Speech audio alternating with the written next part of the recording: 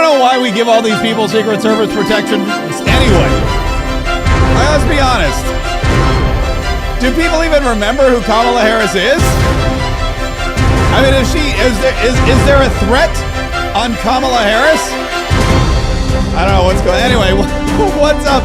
This is Mark Kaye Saves the Republic. Thanks so much for joining us today, folks. We appreciate it. Hey, don't forget to subscribe. Subscribe to this show wherever you're listening, whether you're listening to the podcast on iTunes or Spotify, or where I found out, because I was looking at some of the numbers. Every now and then I delve into what they call stats or statistics. I delve into, they say you got to know your numbers. You got to know where everyone's coming from. You got to know where everyone's finding you, how you can reach people, how you can reach more people, that kind of thing. And I realized that iHeart Radio or iHeart, whatever it is one of the largest platforms for us in regard to podcasts. So if you're listening on iHeart, shout out to y'all, because there's a lot of y'all out there listening to us on iHeart, on the iHeart mobile app. Also, we want to say a special welcome to YouTube and Rumble today, because it is Cha-Ching Chat Friday. And what that means is if you send a Rumble rant or if you send a super chat on YouTube today, you kick off the Cha-Chinger, and you get your Cha-Ching chat read on the air. So whatever you want to put in your Cha-Ching chat, whatever salacious message you want to send, or whatever marketing message you want me to, you want to trick me into reading on the air, no problem. No problem. All you got to do is it's a minimum. What is our minimum? Is it $5? I think it's $5. Yeah, I think it's a minimum of $5 to kick off the Cha-Chinger. If it's like $1, thank you, we'll take it. But you're not gonna. The Cha-Chinger doesn't get excited about that. No, you got to be $5, and that's on Rumble if you want to do a Rumble rant, or if you would like to do, if you're on YouTube, you do the YouTube super chat. Either one of those will work equally well. And Cha-Ching Chat Friday goes all day. Well, I mean, as long as we're on the air. In the next 2 hours or however long we gab. Is that the word I'm looking for? Gab on about whatever else is happening in the world. And I got to tell you, the big news today, I saw this story early on, and I put it up on Facebook and a couple of other places. I think I did a TikTok about it. But I saw this story early on, and it really kind of took off. And it's about Kamala Harris no longer receiving protection from the Secret Service. Now, it's an interesting story, to say the least.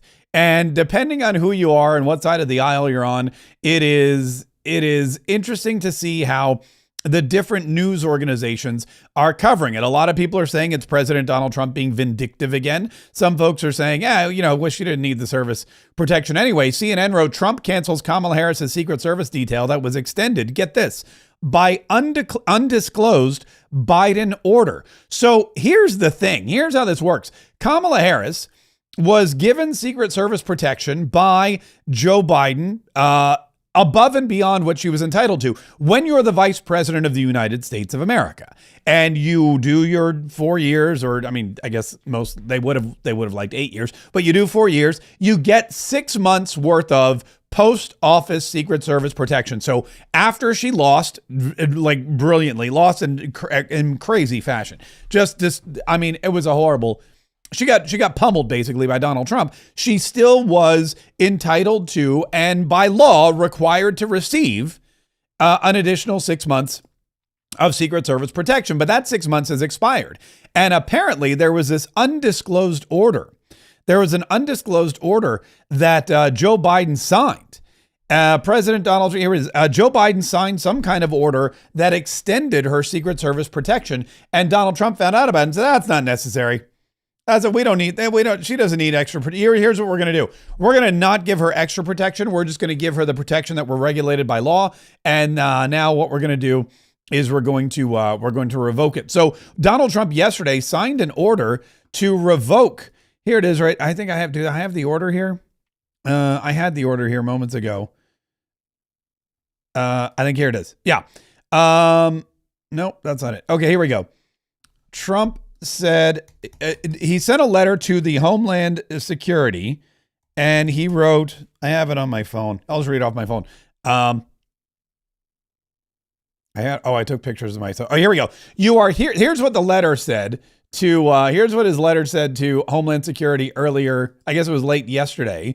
President Donald Trump said, "You are hereby authorized to discontinue any security-related procedures previously authorized by executive memorandum, beyond those required by law, for the following individual effective September 1st, 2025. Former Vice President Kamala D. Harris." That's it. So she's got till September. She got a couple days. And then on September 1st, Kamala Harris is, she's going to be unprotected. She's going to have to take care of her own protection, which is not unheard of. There's a lot of people out there who no longer, have Secret Service protection. Mike Pence, for example, no longer has Secret Service protection. I'm sure there's I don't think Dick Cheney does either. I think he's pretty much done, but this is not unprecedented. Right? This is 6 months is all they're given. 6 months is all they're guaranteed. And they got the 6 months, and now Donald Trump said no more. And the interesting thing about this is there was that undisclosed order by Joe Biden because he signed it, or somebody signed it. The auto pen, who knows who signed it really? And we don't really know why that was granted. We don't know what they were thinking. Kamala Harris herself probably was like, I want more protection. But it's interesting because she's about to embark on a book tour. You may remember the Kamala Harris book tour is kicking off because she wrote a book called 107 Days. And the book tour it's a multi-city book tour. And I'm trying to find the book tour flyer here. It's a multi-city book tour Kamala Harris is embarking on, and it takes her to places like Miami and New York. It takes her to, here we go. Here's the whole list. I don't know if you're interested in going on the Kamala Harris book tour, but here's where she's headed. And what is this? This is not what I wanted either. Hang on. I want this is what I want. But I don't want the video. I just want the picture. There we go. So Kamala Harris is going on this book tour, and it looks like she's going to New York, Philadelphia, Los Angeles. Okay, those three places I'm going to be honest with you. I would want as much protection as I could possibly get. I would want as much protection as I could possibly get if I was going to New York, Philadelphia, or Los Angeles. Then she's headed to Houston, San Francisco, Atlanta, Washington, D.C., where she'll be fine because Donald Trump has made that now one of the safest cities in the entire world. Donald Trump has taken Washington, D.C. back from the criminals. Donald Trump has taken Washington, D.C. back from the brink. He's made it safe again. There's been a reduction in murders and carjackings and thefts and rapes and all these other horrible things. The gangs are coming off the streets. The homeless encampments are gone. So Washington, D.C., she should be okay. Chicago. It's almost like she's going on a crime tour. It's almost because then you know where she's going after that? Durham, North Carolina. And I don't know if anyone's familiar with Durham, North Carolina. Yeah, I know. It's home of Duke University, but it's kind of like, I don't know how this happens, but the nicest colleges and universities are always dropped in like the worst places. You know, like Yale is in New Haven, Connecticut, which if you walk around New Haven at night, I wouldn't advise it. There's a couple of others that are like that. And Duke is one of them. Duke is in Durham, North Carolina, which, there are nice spots in Durham, but not many. And then after that, she's going to Birmingham. I didn't know that was, this is an interesting tour. New York, Philadelphia, LA, Houston, San Francisco, Atlanta, Washington, Chicago. Then she goes to Durham, North Carolina, Birmingham, Alabama. Then she's headed to London in the UK. Are people in the UK, I have a question. Are people in the UK going to a Kamala Harris book event? Are they going, and why would they go there? By the way, this whole event is called A Conversation with Kamala Harris. Which, I don't know why would anyone want to converse with Kamala Harris? Have they not heard enough of her? Have they not heard her cackle? Have they not heard her word salad? Who is out there paying money? Who is taking time out of their day to travel to a bookstore to have a conversation with Kamala Harris? Who's doing that? That is just the weirdest thing. And then it's back to Portland, Oregon, which makes perfect sense because there's not a more, the only place that's more ridiculously blue these days is Minneapolis, Minnesota, Toronto, Ontario, Nashville, Tennessee, and then she wraps it all up in Miami, Florida. Now, again, Donald Trump, whether or not he knew that she was on the brink of her book tour, whether or not he knew that her book tour was about to start, I don't think, I'll be honest with you, I don't think he cares, because Donald Trump only cares about one thing, and that is not wasting taxpayer money.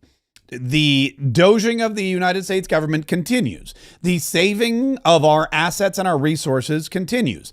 And if we are legally obligated to provide Secret Service protection to a former vice president for 6 months, then Donald Trump is happy to do it because he obeys the law. But after that, there's no reason for these people to receive extra protection. There's no reason for them to continue to get this kind of, above and it's like, she wants special treatment for whatever reason. She wants special treatment because she's Kamala Harris, or because she's going on a book tour, because God, who knows? She could have probably signed this order herself. I imagine she's furious. I can't imagine she's happy about this, because here's the thing. A lot of these Democrats, I have to imagine they knew what they were getting into with Joe Biden. They knew that they could run rampant with Joe Biden. They knew that they would have full use of the auto pen. And when they had full use of the auto pen, I knew for sure that they thought they could get away with anything. And Kamala Harris probably said, before I leave, I want you to give me more Secret Service protection. And that's why it was undisclosed. That's the other thing, too. The fact that this thing was undisclosed is important, because the reason it was undisclosed is because they knew that if it were disclosed, Donald Trump would jump at it. Donald Trump found out about it anyway, and the rest is history. Oh, look at that. We got a cha-ching chat. We got a cha-ching chat on YouTube. Look at this, a beautiful, oh, look, it's a $10 cha-ching chat. Genlar3 wrote, Mark Kaye, with an exclamation point, that's me. I would rather listen to your reruns than anything else. Thank you for being so informative and entertaining. Jennifer Larson in Kansas. Jennifer, you are in luck, because next week you can listen to reruns all week long. I don't know. I wasn't going to upload reruns as if they're new, but maybe I will. Maybe we'll do that. Maybe we'll take some of our older episodes and we'll upload them as if they're new, and we'll see if you enjoy them. But thank you so much for the cha-ching chat. We really do appreciate that. We appreciate all the support and help that we get from all of our Patriots wherever. Oh, look at that. We got another cha-ching chat. That's great. Oh, this one's coming in on Rumble from our buddy Dean Hines. Oh, Dean Hines. See, Dean Hines has some self-promotion coming in, which is great. My latest single, Road Trip Therapy, goes on all digital platforms, including iTunes and Spotify today. Watch video and listen at deanhimes.com. Mark Kaye for Congress 2026. Wow. Dean Himes, that's great. Hold on. Well, now that you mention it, now I got to go and see. Now I got to go see what all the hype's about. What'd you say? deanhimes.com. It's a good website, by the way. Let's check out Dean Himes, who has a brand new, by the way, for any of you that ever wonder what Dean Himes looks like, doesn't he just look like a, I mean, that's a country music star if I've ever seen one. Let's go to Spotify right quick and check out, it was called, what's it called? Road Trip Therapy? I don't see it. I see I Was Lying, Ride You Cowboys Ride. Oh, here it is. Never mind. I just had to look for it. Here's Road Trip Therapy. Wait, I hope I don't get a copyright. I might get a copyright hit for this. I'll play like 2 more seconds. Maybe we'll jump to the hook real quick. Let's jump to the hook real quick and hear. I want to hear some of his voice. Leading me back there to the place that I still call my home. As the miles go by, the years unwind, and I go back to the time when everyone I loved was still alive. This highway is a friend to me, my favorite kind of therapy. That's really good. Man, I'm getting teary. That's really great. And I'm going on a road trip. So that's actually, maybe I'll download that and I'll listen to it on the road trip. By the way, I love that on the back of this van, there's a bumper sticker that says, God bless Johnny Cash. Which is great. That's fantastic. Good job. Hey, thank you so much for the cha-ching chat, Dean. We really appreciate it. And best of luck with the brand new single. Best of luck with all the singles. We're really excited about that. So next week, I don't know, like I said, I don't know what I've got planned next week, but it'll be something. I do know that next week, the House of Representatives is they're coming back. Supposedly the House of Representatives is coming back. Oh, wait a minute. Before I get to that story, do you guys want to see this?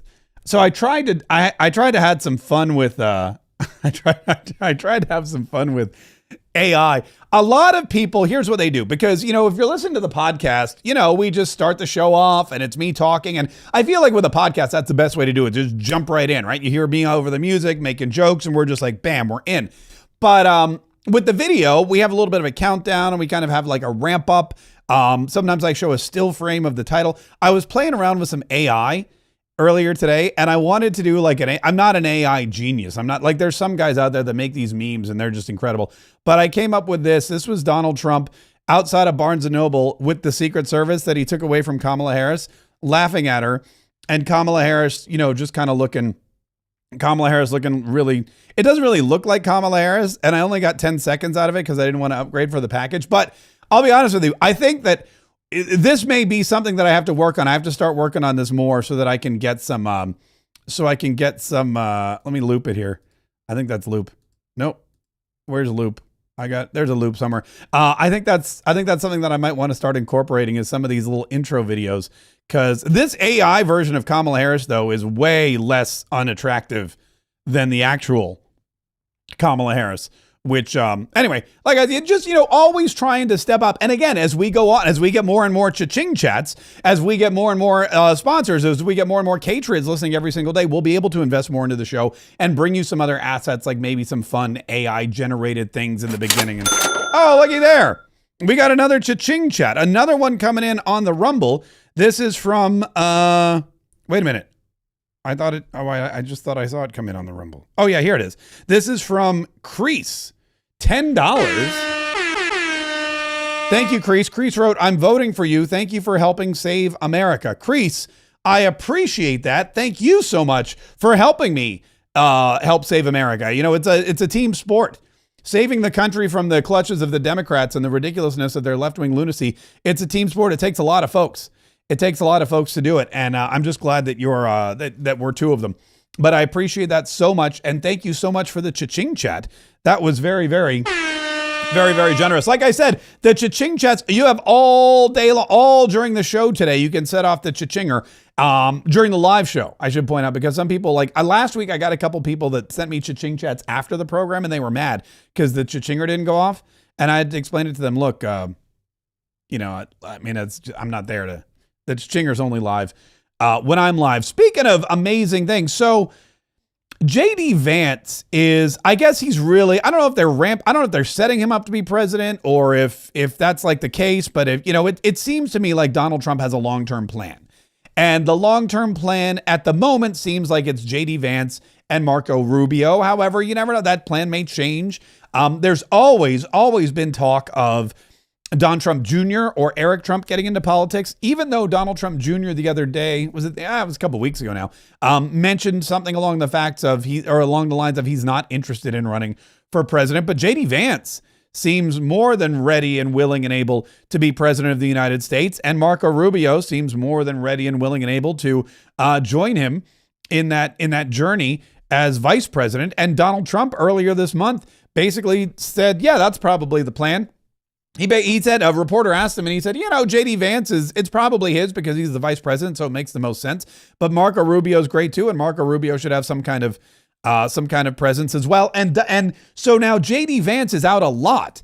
He's always in the cabinet room with President Donald Trump. He's always flanking President Donald Trump in the Oval Office. He was at remember, where was he? At Shake Shack when he was yelling down that stupid heckler at the Union Station in Washington, D.C. He was there. And he's giving all these speeches everywhere. And it's great news for Donald Trump and his agenda and the American people because he's such a great speaker and he makes such amazing points. And of course, he's very thankful for President Donald Trump being in office, as we all are. How nice is it to have a president who, instead of rewarding companies for shipping your jobs overseas, rewards companies for building factories right here in the United States of America? Yeah.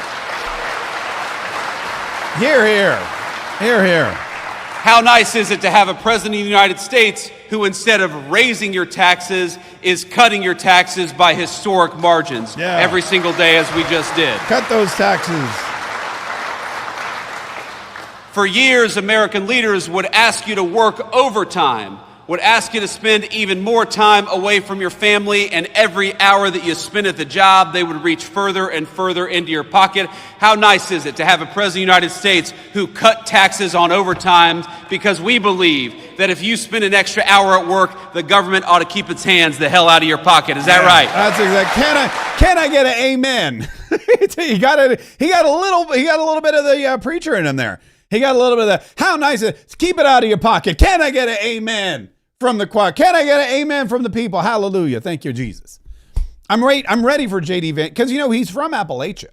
And that's what they do. They in the mountains of Ohio, that's where they have some of the snake handlers, and they speak in tongues, and they're really into they preach a lot. I just thought it was, but there was something else that JD Vance said, which I think was really interesting.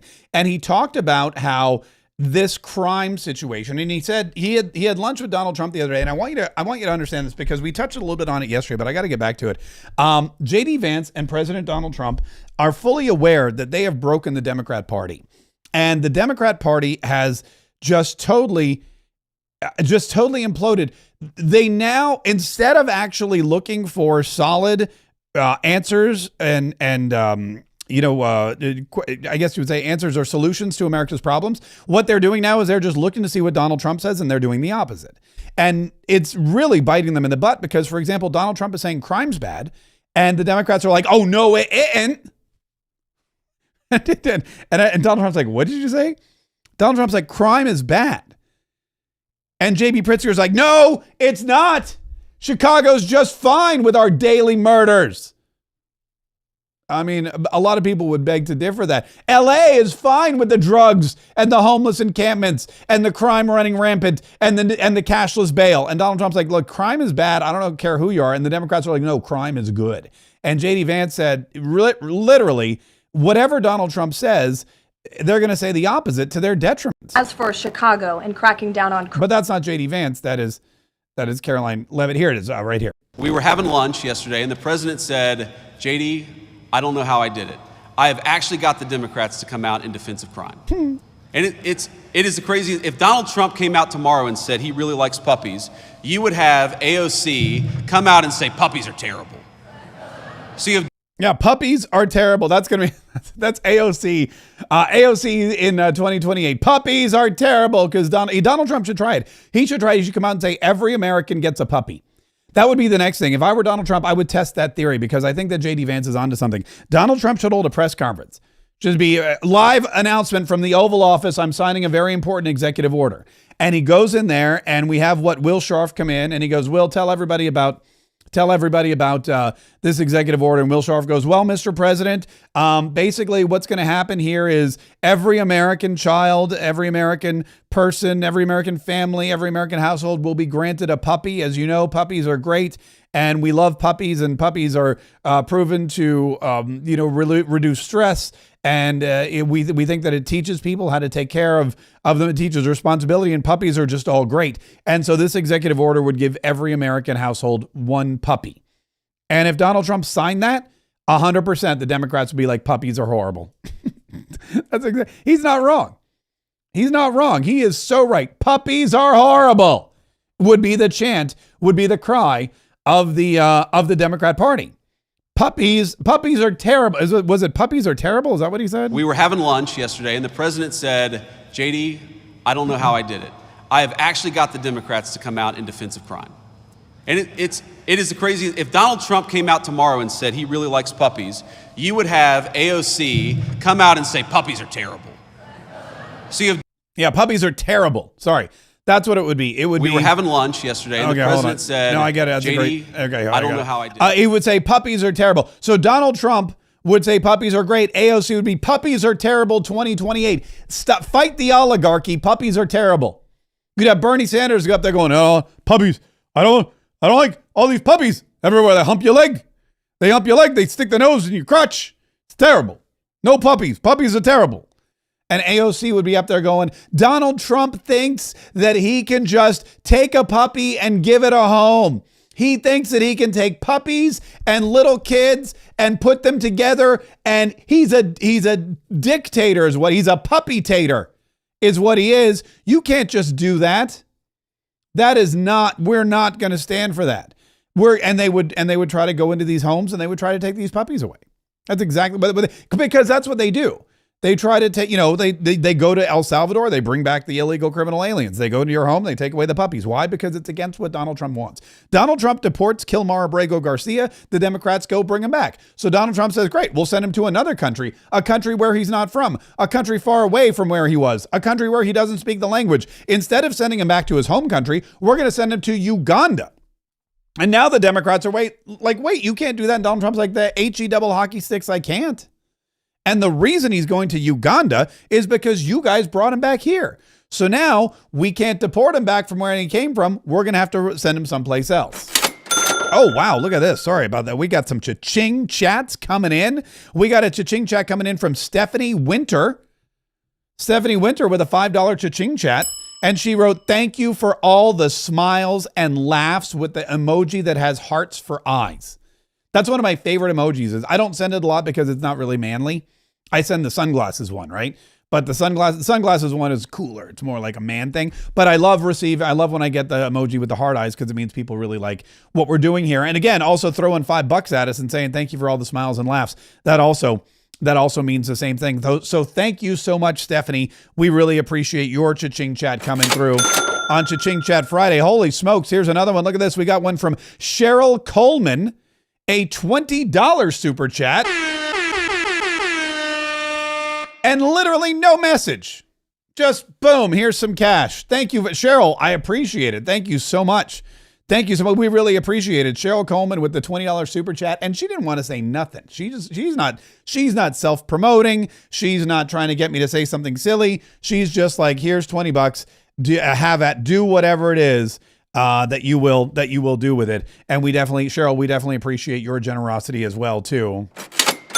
Man, I got to say, okay, we got a couple. We're going to have to probably put this on pause here in just a minute. Look at this. We got another one from Brookie Cookie Dough, $5. Hi, Mark. Make road trips great again. Have a wonderful road trip. God bless you, Mark, and all y'all. I appreciate it so much. I'm very much looking forward to my road. I just had kind of a serendipitous moment, too, which wait a minute. I'll share with you later because look at this. We got another one. $20 from US Abby Girl. I'm in South Carolina, so I can't vote for you, but I can give a few bucks here and there. Congressman Mark Kaye. Thank you, U.S. Abby Girl. That is very sweet, and we really appreciate the support, and we love South Carolina. And you guys got enough. You got to vote for a governor there. You got to vote for hopefully a new senator there, and maybe some Congress people that are gonna. Oh, there we go. Look, there's another cha-ching check coming in. This one is from. Who's this one from? I don't see a name on it. It's from somebody. It's from somebody who wrote, Trump needs to rethink and stop allowing 300,000. Oh, it's from Harley Quinzel.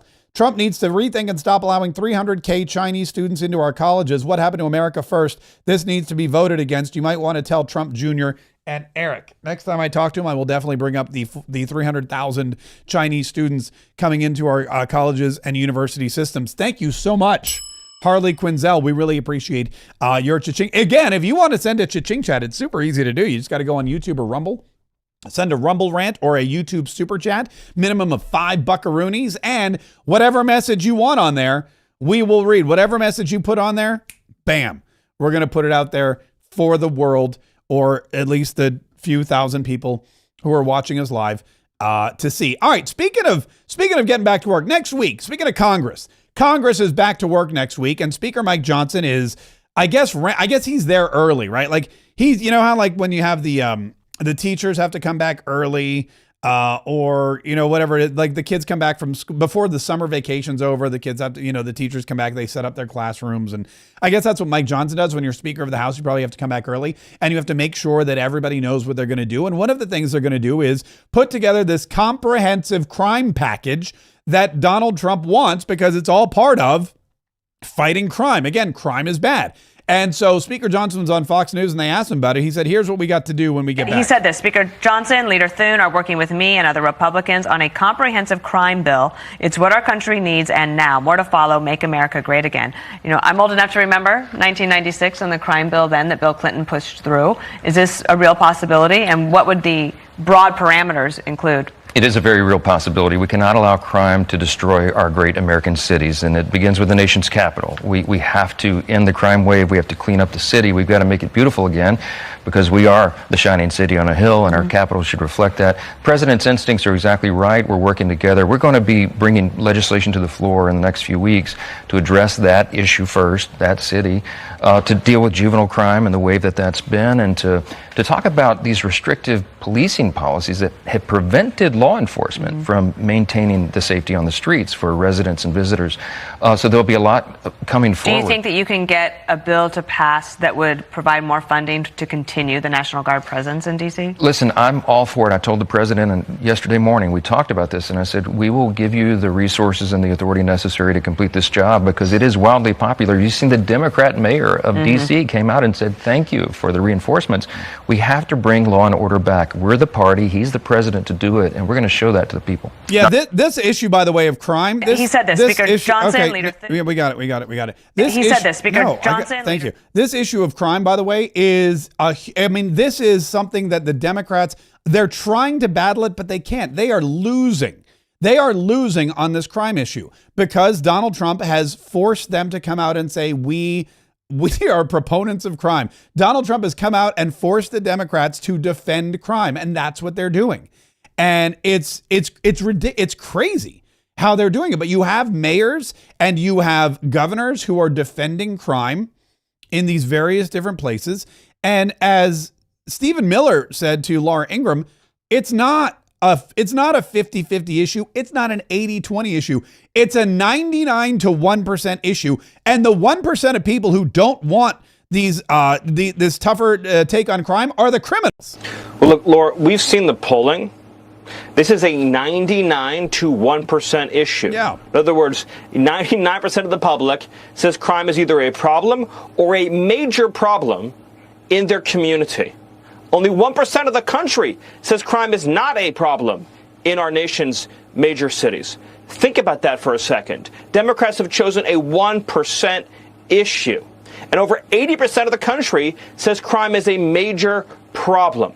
President Trump has shown in just the last 2 weeks in Washington, D.C., that if you have the willpower and the strength, that you can break the back of these criminal gangs. There's been a steeper drop in crime in D.C., as the mayor herself has acknowledged, than any city has seen in American history over just the last 2 weeks. Meanwhile, compare that to Chicago, where last weekend, 34 Chicagoans were shot, multiple were killed, and among the dead, a 5-year-old boy gunned down by gang violence in that city. That is the Democrat policy. Bloodshed, gang violence, and suffering. President Trump and Republicans are offering no crime, security, and peace.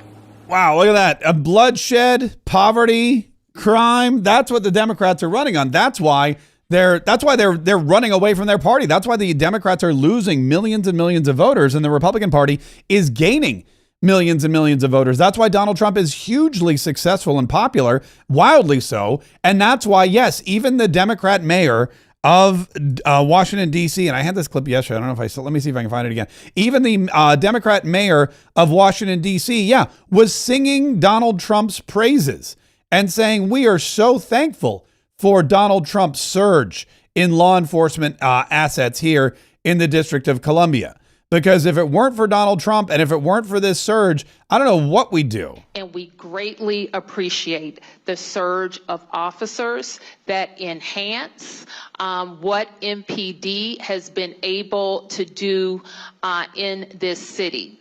The most significant thing that we are highlighting today is the area of crime that was most troubling for us in 2023. Now, we have driven it down over the last years, but I'm going to get my glasses so I can make sure I can see it correctly. But for carjackings, the difference between this period, this 20-day period of this federal surge and last year represents a 87% reduction in carjackings in Washington, D.C. We know that when carjackings go down, when the use of gun goes down, when homicide or robbery go down, neighborhoods feel safer and are safer. So this surge has been important to us for that reason. I want you to think about what's happening here. Think about Washington, D.C. for a minute, okay? Think about what she's saying. And we greatly appreciate. She greatly appreciates, first of all, the surge. Donald Trump, she's basically saying, thank you, President Donald Trump, for doing what you did. Thank you for militarizing our police department. Thank you so much for federalizing the law enforcement here in D.C. because the surge has brought carjackings down 87%. Now, I don't know what the average city's number of carjackings are, but I mean, think about this. Here where I live in Jacksonville, I mean, Mar-a-Lago is in Jacksonville, Florida, and it's not the safest city in the world. I don't know how many carjackings we have, but I can't imagine that in 20 days, we would have enough carjackings where, I mean, bringing it down 87, it's just a lot of carjackings is what I'm saying. Are they having like 100 every month? And if you have 87 fewer, I mean, it's an insane amount of crime that's going on. And she says, of course, if there's no carjackings, if there's no guns, if there's no murders, people feel safer. Well, yes, that's the way that works. If there's no crime, people feel safer. And if they feel safer, guess what? They probably say, yeah, you did a good job as mayor. Now, this is a woman, by the way, if you listen to her talk, if you see her these days, she is definitely somebody who's sleeping better. She definitely has the look of a woman who finally has the weight of the world off of her shoulders because she was floundering in her job. She was kicking and screaming and trying to get somebody to please help her because she was clueless and wandering around aimlessly in a hot desert, dying of thirst, not knowing which way out. And Donald Trump comes in and says, I'll help you, and helps her. And now you can look at her. Her voice, she just sounds, I'm going to be honest with you, she looks better too. She looks like she's sleeping better. I'm going to play this for you one more. Just listen to her. And we greatly appreciate the surge of officers that enhance what MPD has been able to do. I mean, look, she doesn't have bags under her eyes. Her wrinkles are, she definitely is like, thank God for Donald Trump. It's exactly what she's saying. Thank God for this surge. Thank you, God, for sending Donald Trump to send these people into my city. Because now what's going to happen? Think about what's going to happen to her. Donald Trump comes in, the military comes in, the Pam Bondi comes in, everybody comes in, Todd Blanche, Judge Janine is out there prosecuting all these people, not Sandwich Guy, because the grand jury refused to prosecute him for some reason. But now they come in, and now DC is going to be safer. The carjackings go down, the robberies go down, the murders go down. The garbage is getting cleaned up. The people were complaining the other day because soldiers were picking up trash in our nation's capital. They would rather the trash just be left there. It's a temporary surge to bring us back to greatness. And then you know what we're going to do? Then we're going to maintain it, because first you've got to fix the problem. Then you've got to maintain the new normal. And then what's going to happen is these homeless people are going to be gone. The homeless encampments are going to be gone. Everybody's going to feel safer. People are going to be singing her praises. DC is going to be that shining city on the hill once again. And guess who's going to be mayor? Muriel Bowser. And she's going to be able to walk around and say, I am mayor of this great city of Washington, D.C. I am your mayor. And people are going to be like, thank you, Mayor Bowser, for making the city safe again, when all she really had to do was not get in the way. I mean, it's like the best job in the world. It's like, hey, Mayor Bowser, here's what we're going to do. Fix all the crap that you've been unable to fix, and all you have to do is nothing. All you have to do is not muck it up. Just stay out of our way for like 30 to 45 days. Do you think you can handle that? And she thinks about it and goes, yeah, I 100% I will just stay out of your way. And they go, thank you. And now look. Doug Burgum, who's in charge of the Interior Department, he has similar sentiments. Are you going to be able to keep this going even after the National Guard goes home? That's a good question. Well, absolutely, Dana. We will be able to keep it going, and that's because President Trump has empowered the U.S. Park Police. This is the foundation of law enforcement in Washington, D.C. This is a group that was created by George Washington in 1791. They're the oldest uniformed law enforcement group in the country. Founded by George Washington, re-empowered by Donald J. Trump. And now that the handcuffs have been taken off the police, so to speak, in terms of things like no pursuit, they're allowed to pursue criminals. I mean, just a basic part of law enforcement. And now the handcuffs are going on the criminals as opposed to going on the police. And I'd say that, the crime statistics are down, as you heard from Carolyn, but two things are up. Restaurant reservations are up, and morale among police is way, way up. And I would just say, if there's anybody working in a metro in this country where they've been defunded, demoralized, not supported by their mayors or their council, we're hiring in Washington, D.C. The U.S. Park Police would love to have you join our ranks. We've got open positions and increased funding coming from the White House, and this is going to be a sustainable, durable solution for our nation's capital. I'm against a big bureaucracy. I'm against a big federal government. For those of you that are, wondering about, I'm a states' rights kind of guy.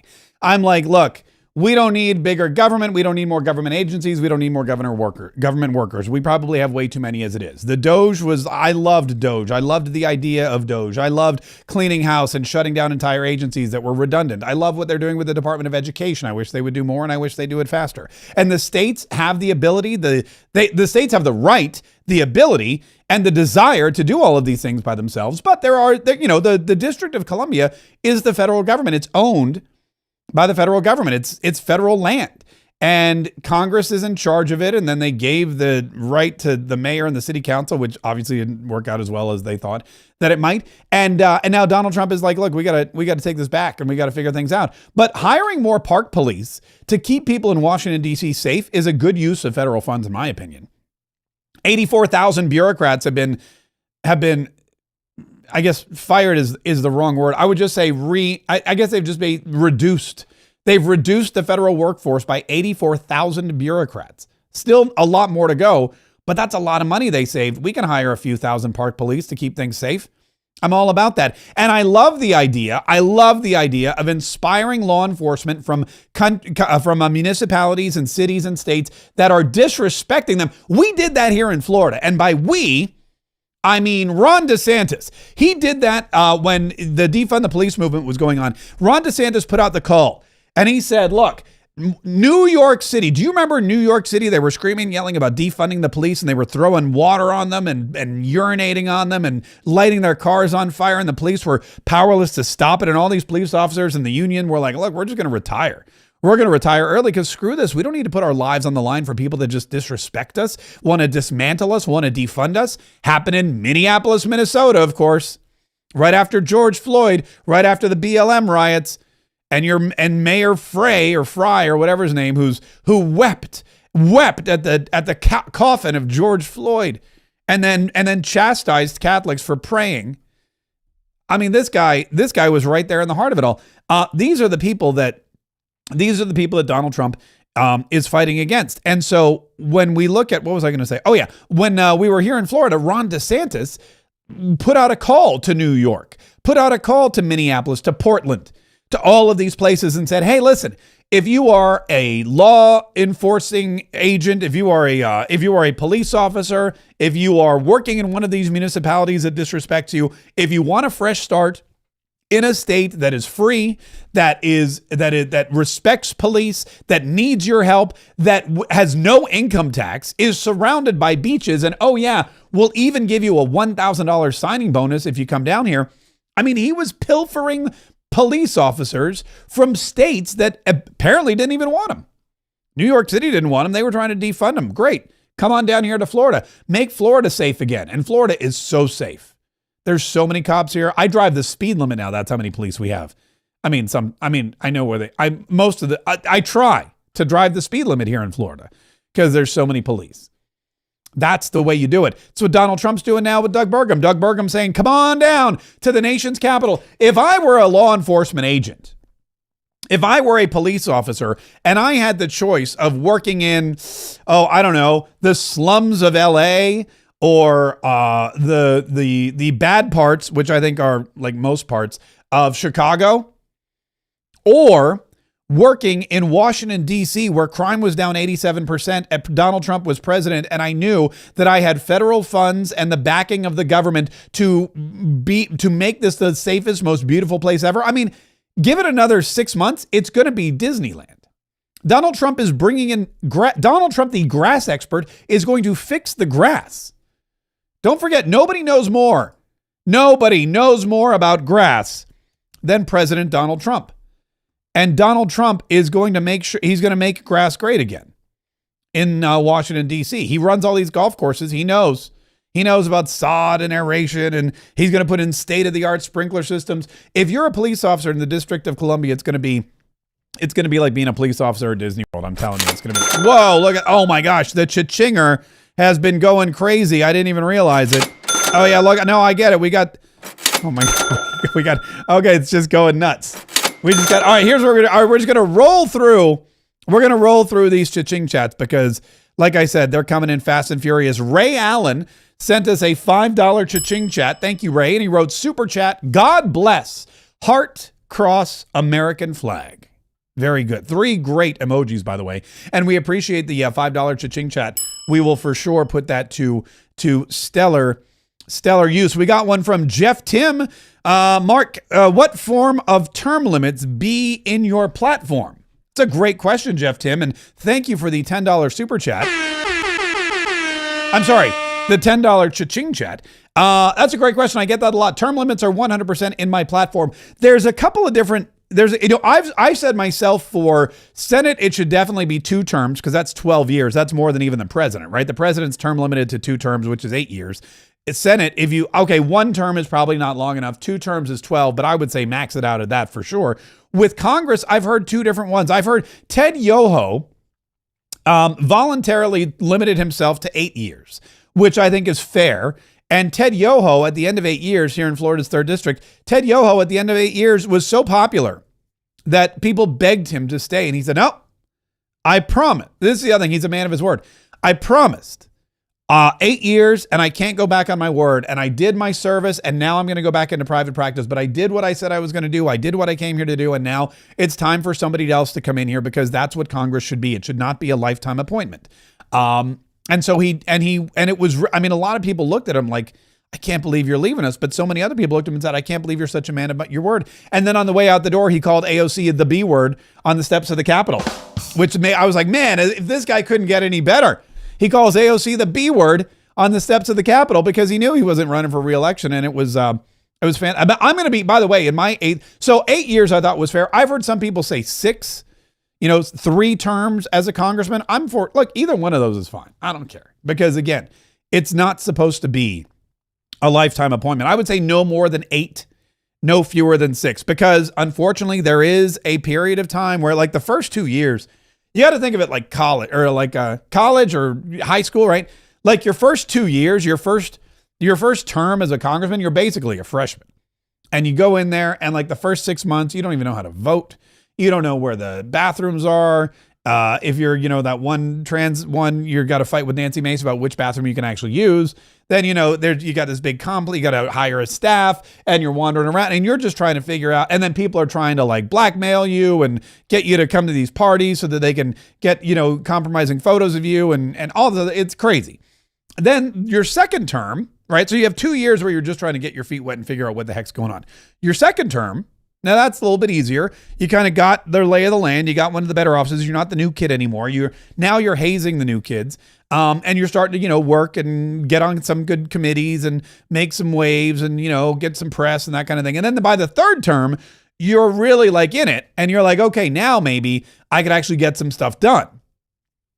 So if you're term limited to 3 terms, that gives you like 2 years to actually get stuff done. So I'm a proponent for 8, but I would say if people are like 3 terms, then I'm fine with that too. The thing about term limits is when you, what is it? Elon Musk said, one of my favorite quotes by Elon Musk is, and I'm paraphrasing because I didn't commit it to memory, but he said, take your 10-year goal. Okay. Whatever your 10-year goal is, try to now do it in 6 months. You're going to fail, but you're going to be so much farther ahead of where you were. So if you have a 10-year goal, whatever your 10-year goal is, like let's say 10 years from now, you want to be, You want to be let's say you want to have $10 million. Okay. So now, instead of taking 10 years to try to make $10 million, try to do it in 6 months. You're not going to do it. You're not going to make $10 million in 6 months, but you're going to be way farther ahead than if you dragged it out over 10 years. There's another principle. I forget what it's called. Hold on. I got it. I got it right here. It's called the Parkinson's law. Okay. And Parkinson's law is that a task will fit the time allotted to it. So for example, if you say, I'm going to do this and I'm going to give myself 2 hours to complete it, you're going to do it in 2 hours. No less. Hopefully not more, but no less. So if you give yourself 30 minutes to do a task and that's it, guess what? You can do the same task in 30 minutes. Why? Because you've allotted that much time to it. So and that's the same principle. So again, what happens is if somebody goes to Congress and they know that they can be there for a lifetime till they're 80, if they get to Congress, let's say, what am I? I'm 50, 51. Okay. Let's say I'm 52 years old. 52-year-old Mark Kaye, wins the primary. We defeat John Rutherford on August 18th, 2026. We skate through the general because, it's a pretty red district. And I head off to Congress. I'm 52 years old. If I walk in there and I go, octogenarian, almost octogenarian, these people, I'm 52, he's 82, she's 82, 30 years. I got 3 decades. Oh man, I'm just going to take my time. I'm going to live the lifestyle. I'm going to go party down. I don't actually have to do anything except to hang out for 30 years. Great. That's the problem. But when you have term limits, when you say, like if 52-year-old Mark Kaye walks into Congress and says, okay, I only have 6 years. I've only got till I'm 58. I've got all these, I want to get term limits done. I want to get this done. I want to get rid. Okay, I got to work hard. And so you spend the time, you're doing 30 years worth of work, but you're doing it in 6 because that's all the time you've allotted for it. Parkinson's law. Look at Donald Trump. Donald Trump is way more effective in this second term for a couple of reasons. First of all, he's got the Republicans in control of the House and the Senate. That's great. But Donald Trump, and this shouldn't be the way that it is, but it's actually almost good. What Donald Trump did was he had 4 years, really 2 because the last 2 were impeachment and COVID, but he had 4 years to be president. Then there were 4 years where he wasn't president and he knew he could run again. He knew how to win again. But in that 4 years, man, he planned. He planned it all. He planned the campaign. He planned the staff. He planned everything that he needed to put together. He planned who was going to do what job, what he was going to accomplish. He planned a timeline. He knew what was supposed to get done in what order. He knew about doging the government. He knew about the big beautiful bill. He knew about cutting taxes. He knew about everything. There's stuff that Donald Trump has been planning for 4 years that we don't even know yet that he's not going to even unveil for 6 more months. Donald Trump had it all good to go. So now he lands. First thing he does, gets sworn in. The clock is ticking. Tick, tick, tick, tick. It is on. You got 4 years, buddy. 4 years to the day. And now Donald Trump is trying to compress everything he wants to do in that 4-year time period. Why is it taking so much? Why is so much happening so quickly? Why is Donald Trump able to fix crime in DC and fix the border and fix the economy and make all these trade deals and bring peace to all of these countries? Why is Donald Trump able? How does one man do that? Well, because he's compressed time. He's taken 8 years worth of work and he's putting it down into 4, and he knows I only have this much time left. And think about Congress. They're the opposite. That's why they're so ineffective. That's why they do nothing. That's why it's ridiculous how much time they waste. If they knew that they only had like 6 years each, they wouldn't take the entire month of August off. Nobody takes the entire month of August off. Who takes off the entire month of August? Oh yeah, Congress. Why? They got 30 years. They got 30 years. That's a great question, by the way. Yeah, that great question. Yeah, I know. I'm getting back. I know. That was one cha-ching chat. Don't blame me, blame Jeff Tim, because that one cha-ching chat put me off onto a tangent. This is from MJZ8373, and it's just a $20 cha-ching chat. Nothing for me to go off on, nothing for me to rant about, nothing for me to preach about. So We'll just give MJZ8373 some appreciation. Thank you so much. We really do appreciate that very, very, very much. This is Green Eyes 0271. Safe toad trip. Like I said, I'm reading them. I'm reading whatever you guys write, I'm reading. Safe toad trip. Good luck to your son in college. Maybe I'll see you on the road next week. Maybe, Michelle, Green Eyes, 02. I'll look for you because I can see your picture there. I'm looking forward to my toad trip, and I'm looking forward to taking my son to college. And I'm very excited because my wife forwarded me an article about my son's college and how it is one of the most conservative colleges there is now, and how the president of the college should be heralded because of what she's been able to do. Maybe when I get back, I'll read you the article, but it's really exciting. And we didn't know this going into it. This was just, the school he wanted to go to. But now we're finding out that, because all you read about is college bad, college horrible, college, gross, take money. This is the exception to the rule. And my son's going there, and I'm really excited about it. So thank you so much. We appreciate that. Let's go to, Anne Marie, AI boss, with a $5 cha-ching chat. AI is the future. Get on board or get left behind. Hashtag AI prompt life. Safe travels on your trip with your son, Chief. See you back Friday, September the 5th. That's right. A week from today, we'll be back for cha-ching chat Friday. And we've got Wayne Troll 4751 with a $10 cha-ching chat. Thank you, Forrest the Great Videos and Saving the Republic. You're welcome. Thank you for the great videos. Please have more about terrible Governor Gavin. Oh yes, we will 100% have more out about terrible Governor Gavin for sure. I think we have one more cha-ching chat that came through on the Rumble Rants. Yep, I was correct. And this one is from M Stapleton, $10 cha-ching chat. You make the news fun. Well, thank you so much. It's either we could either have fake news or fun news, and there's enough fake news in the world, isn't there? So I choose to go with the fun route. Let's go back. There's a couple more things we got to cover here real quick. So Minneapolis Mayor Jacob, this whole thing going on with the Catholic kids who were targeted, 2 of them killed, a couple still in the intensive care and we're not sure. Look, unfortunately, 2 kids were killed. Even more unfortunate, we don't know that all the other victims are going to survive yet. The doctors are working really diligently, so this hopefully will not become more tragic than it already is. But as the information's coming out and the videos are coming out and we're starting to see the kids and hear from the parents, you can see it's totally devastating. It's awful. And Jen Psaki and James, Jacob Fry, whatever his name is, they're just, I don't want to say they're horrible people, but they're just horrible people. Caroline Levitt, was asked about Jen Peppermint Psaki at the White House press briefing yesterday. We brought it to you live, but I want to play this again because what Jen Psaki said was just, you can't even, I don't think, not that she would ever try to defend herself because she doesn't think that she's wrong. And that's the big problem with a lot of these people. A lot of these Democrats, especially the ones that served in office, a lot of these Democrats, they just don't understand how, they're never going to apologize, but they just think they're so right and everybody else is so wrong.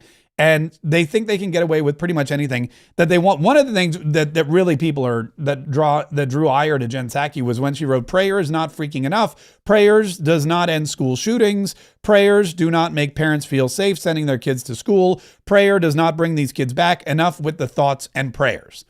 And there's a lot of grammatical problems with this, but grammar aside, Caroline Levitt was asked about this, and Caroline Levitt was like, we here on the Christian right side of the aisle have a much different take on the issue. Yes, I saw the comments of my predecessor, Ms. Psaki, and frankly, I think they're incredibly insensitive and disrespectful to the tens of millions of Americans of faith across this country who believe in the power of prayer, who believe that prayer works, and who believe that in a time of mourning like this, when beautiful young children were killed while praying in a church, it's utterly disrespectful to deride the power of prayer in this country, and it's disrespectful to the millions of Americans of faith.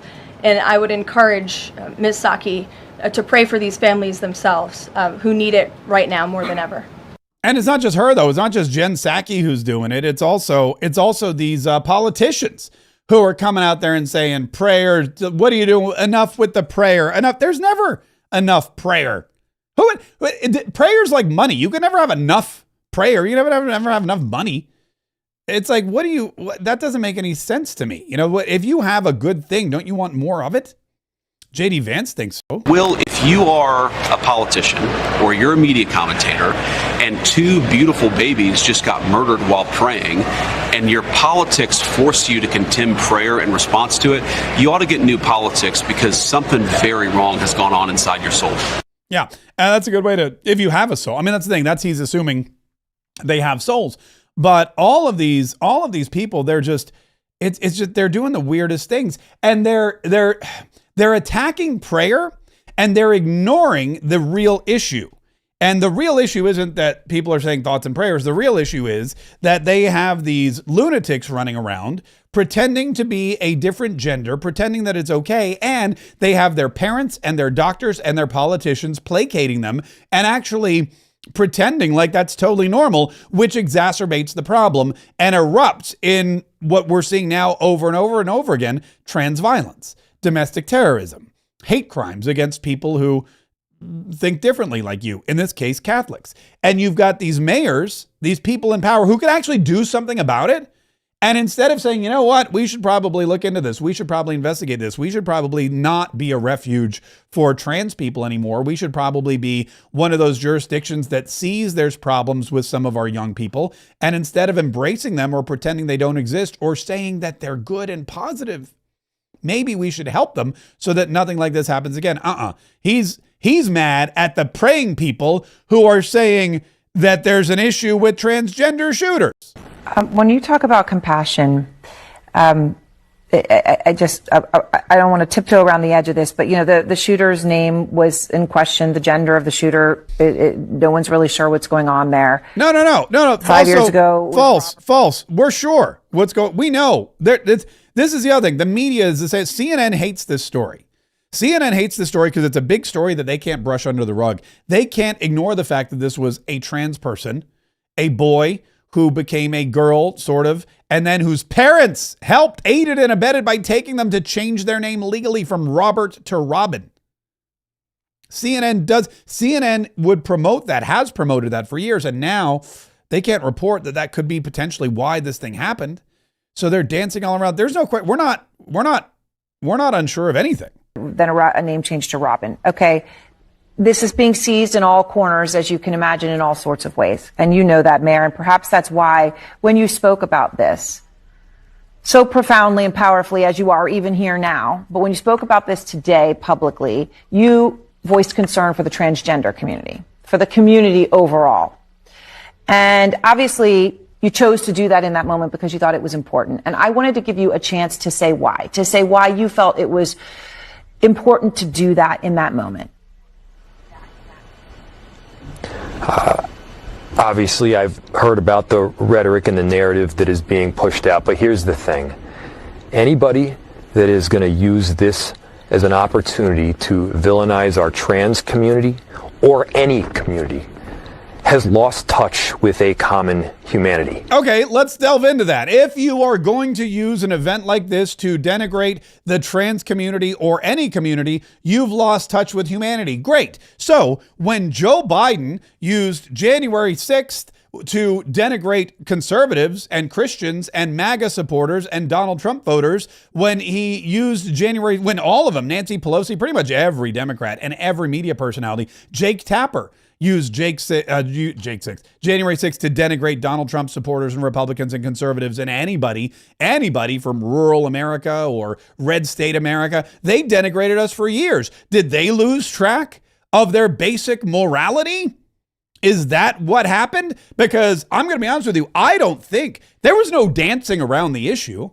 There was no, for the last, Donald Trump 2015, for the last decade of my life, Democrats liberals, the media, they haven't danced around the issue that they think that I'm a white supremacist, racist, misogynist, woman-hating Nazi. Why? Because I have an R by my name.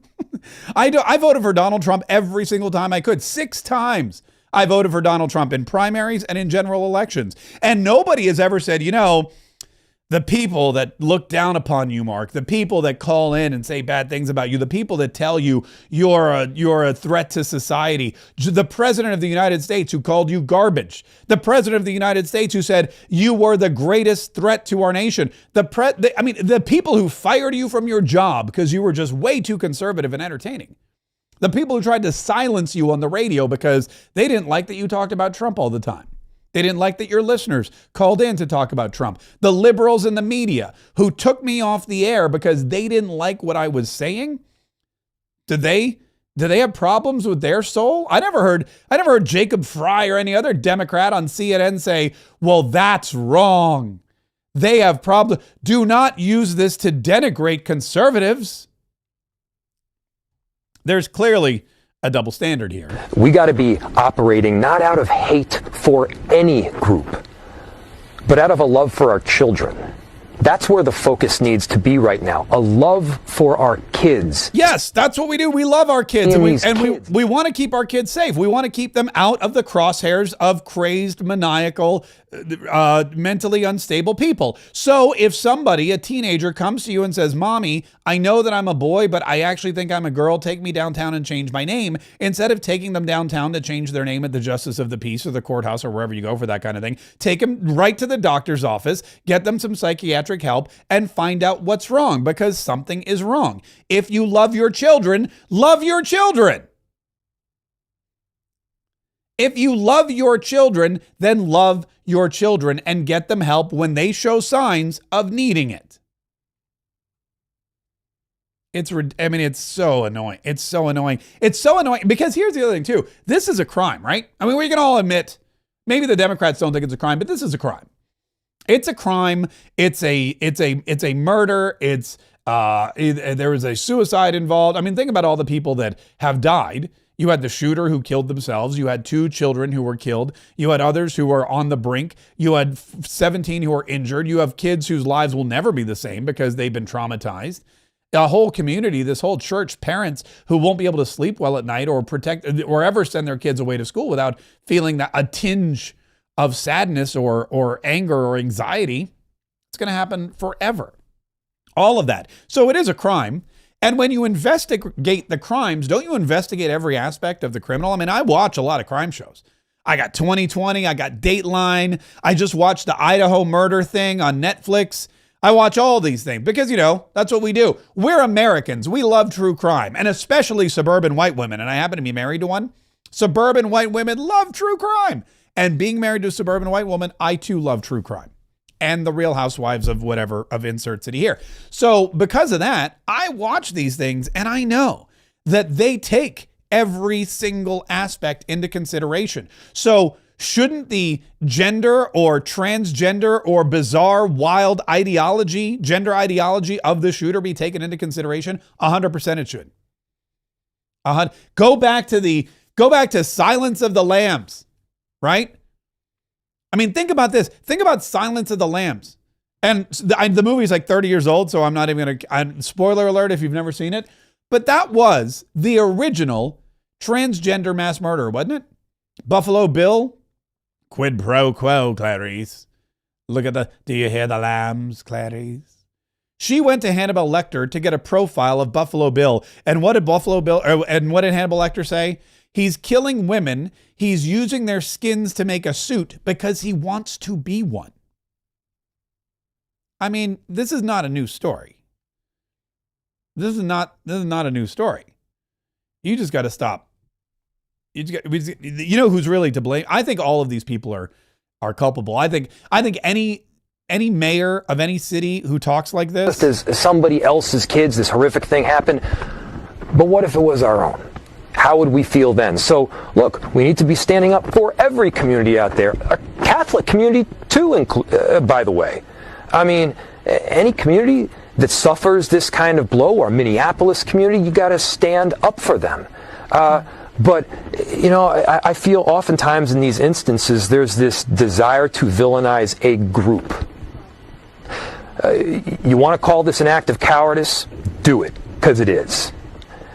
But regardless of what group or background, gender, you know, the bottom line is that kids got killed. Let's love each other more.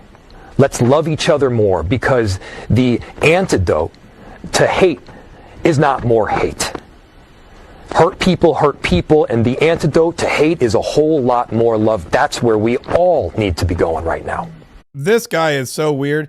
But I'll give him that. I'll give him that. I will say this though: the antidote to mental illness is not more mental illness.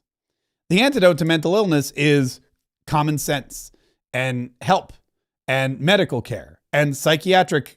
I mean, it's so weird to me that the Democrats, for years, we've been hearing defund the police. What we need is more psychological care units. We need psychologists to come into these crime-ridden communities and hypnotize these people to stop committing crimes. That's what we need. We don't need more police.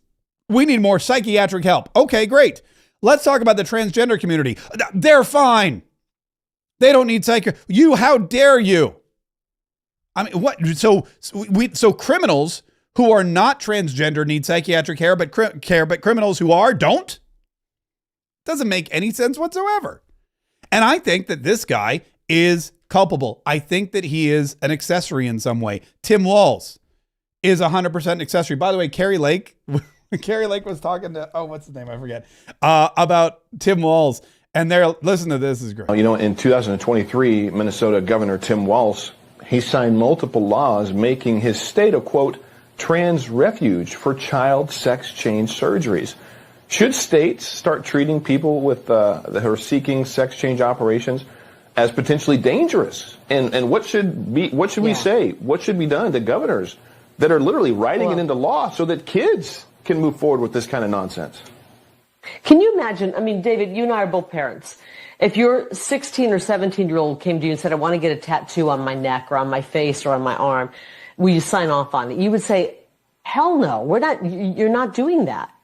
This kid came to his parents and wanted to change his name. Now, whether the parents encouraged it, we don't know. Who encouraged that, we don't know. Was it the school counselor? What kind of parents are signing off on this? And what's being told to the parents to encourage them to sign off on it? It is twisted, it's sick, it's disgusting. And any doctor who mutilates a child that way should not only lose their license to practice medicine, they should be thrown behind bars. And throw away the key, by the way, once you put him behind bars. Any adult who's encouraging this should be thrown behind bars. And I can't stress this enough. This is absolutely sick and a twisted mentality that's hurting our children. And while I find this shooter to be absolutely horrible, I look at what must have happened in the life before today, in the past 10 years in his life, that pushed him to this point where he acted out this way. We got to do better. We've got to do better. And this is not about destroying the Second Amendment. It has nothing to do with the Second Amendment. It has everything to do with where culture has pushed our children. And as a mother, I'm disgusted with it. We got to stop it right away. And any adult, Tim Walz is the creepiest adult I've ever seen. I'm not kidding you. That guy, not only is he, like this with the CCP, and we all know it.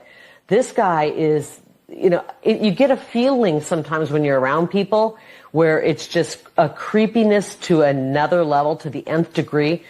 Tim Walz is creepy to the nth degree that he would be pushing this. I don't know. I get a really bad vibe with that guy. It's enabling groomers. It's 100% enabling groomers. Yeah. Tim Walz is the creepiest human being alive. So says Carrie Lake. There's something just inherently creepy about him. He's just not right. And he's allowing all of this. And that is, I will echo that sentiment. But what she said is right on the money. If you don't send your child to school, they are truant. And they send an officer to your house. And guess what? They take you to jail. You cannot not let your kid go to school. It's against the law. If your kid gets drunk at your, if you have a party or your kid has a house party and you allow them to drink, or they steal your booze, you keep your booze in some kind of place where it's, available to children underage, and one of them goes out and hits somebody in a DUI and kills that person, then you are hauled into court and you are responsible and you could go to jail. If your child goes to a school and shoots somebody and kills them with a gun that you had, that you own, that was in your name, and you're their parent, you are going to go to jail. Why are we not treating parents who allow this kind of fantasy to continue and like it's normal? Why are we not allowing these law enforcement agents or these jurisdictions to hold those families accountable?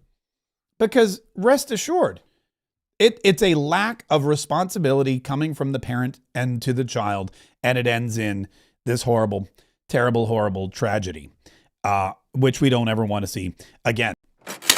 Oh, we got it. Man, these cha-ching chats. You guys have been amazing with the cha-ching chats today. They've just been nonstop. Wifey, 5984. I don't like in Florida, Mark.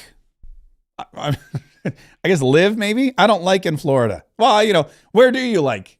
Do you like in Georgia? I don't like in Florida, Mark, but if I did, I would vote for you. Good luck on your campaign. Help make America great again. Wifey, thank you so much. I am so excited for that super chat, and I really appreciate you. I really appreciate you taking the time to share that. We got another one coming in here. Look at this. This is from Ernest Hatfield. It's a great name. Ernest Hatfield, 6334, $10 super chat. Ernest, man, I appreciate that. I've never met an Ernest Hatfield that wasn't like a character in a book. But I love that name. I think that's a very American sounding name. And I appreciate it. We got one last one coming in here on the, we got one coming in here on the Rumble. It's a $5 super chat from Joe Biden's teleprompter. It says, I'm Mark Kaye and I'm so smart, I'm going to make poopy pants Chuck Schumer turn Republican. Thank you, Joe Biden's teleprompter. Listen, we had what a fun cha-ching chat Friday today, wasn't it? We will be, now we're off next week till Friday. I'll be back Friday because look, cha-ching chat Friday is my new favorite day. So I will never miss a cha-ching chat Friday again, but we're going to be off Mondays, Labor Day. A lot of folks I know are taking off. And then Tuesday, Wednesday, Thursday are travel days for me. And then Friday morning, man, I'll be back with a 47 Daily for you. We'll have a lot to talk about, I'm sure. I'll be back with a brand new Mark Kaye Saves the Republic. In the meantime, you can check out some of the reruns. If you missed any, we've been doing this for years. There's probably some fun stuff you can go back and take a listen to. Don't forget to subscribe to whatever channel you're on, whether it's Facebook or Rumble or any YouTube, any of those places. If it's Spotify or iHeartRadio, any of those, we want you coming back every single day for more information, for more intelligence, for more common sense, for more of all this, because together, every single day, if we keep coming back together and if we keep telling each other, hey, we're going to be okay. Hey, we're going to do great. Hey, this is going to be amazing. If we keep doing all of this stuff over and over again, then it 100% will be okay. Incidentally, before I go, I got so wrapped up in my dialogues and my monologues and my cha-ching chats, I did want to remind you that Donald Trump has done something else really incredible. Donald Trump has figured out a way to not just make the economy great again, but make all aspects of the economy great. He's brought Bitcoin up by 15%. He's brought the stock market up by 15%. But there is one asset that has come up in his first 6 months higher than, and it's always been a surefire investment for smart conservatives, and that is gold and precious metals. And I know this because I'm very good friends with Augusta Precious Metals. They're amazing, and they're a sponsor of our show, and they're offering a fantastic free guide to help you transfer your money into a gold and precious metal IRA, which, if you've been listening, Donald Trump has made even more valuable than ever before. These are safe haven assets, and Augusta Precious Metal is trusted, accredited, and proven. If you have $100,000 in an IRA, if you have $100,000 in a savings account, if you have $100,000 in a 401k, get it out and put it in a place that thousands of Americans are using with an incredible saving secret. Get it into a gold and precious metals IRA with Augusta Precious Metals. Go to getmarksgold.com. Getmarksgold.com. That's the website address. marksgold.com. I've conveniently placed it in the description of this video on YouTube and or Rumble. So you can just click it, go check it out, get your free gold guide, transfer your money into a safe haven asset that Donald Trump is making more valuable than the stock market, Bitcoin, or anything else. Gold, silver, and other precious metals with Augusta Precious Metals. Listen, have a great weekend, everybody. Have a happy and safe Labor Day. I will see you when I return. And until then, keep fighting, keep learning, keep listening, keep the faith. Keep praying, even though the Democrats will tell you not to. Even though the Democrats and the media will say prayers are bad, you know that prayer helps. And if we all pray, we will consistently, every single day, over and over again, do what we need to do to fight, and save the Republic.